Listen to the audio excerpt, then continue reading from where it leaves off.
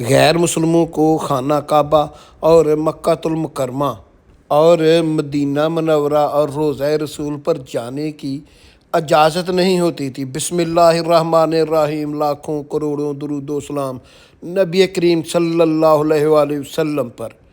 جب سے عربوں نے سعودی عرب، دبئی اور انڈیا کے درمیان تجارت شروع ہوئی ہے اور باقاعدہ عربوں نے ہندوستان کے، انڈیا کے جو مندر ہیں وہ سعودی عرب میں بھی بنائے ہیں اور دبئی میں بھی بنائے ہیں، اور اس حد تک ان کو اجازت دے دی ہے۔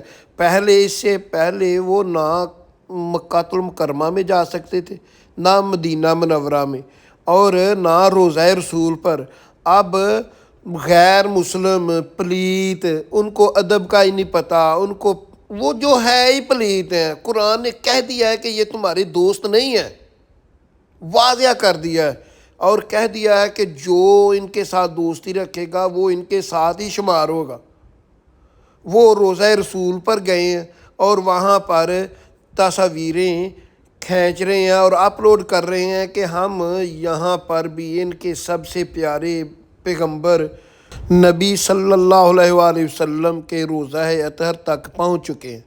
یہ ادب کا مقام کیسا ہے، اس کے پہلے اللہ تعالیٰ نے واضح کہہ دیا مسلمانوں کو کہ تم نبی صلی اللہ علیہ وآلہ وسلم کو اس طرح نہ پکارو جس طرح تم ایک دوسرے کو پکارتے ہو۔ ایسا نہ ہو کہ اللہ کہتا ہے میں تمہیں بھی ضائع کر دوں، تمہارے اعمال بھی ضائع کر دوں اور تمہیں خبر تک نہ ہو۔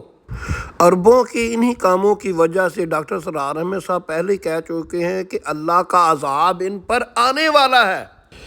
ان پر اللہ کا ایسا عذاب آئے گا کہ ایک عربی کے اگر 100 بچے ہوں گے تو 99 مر جائیں گے اللہ کے حکم سے، ایک بچہ بچے گا۔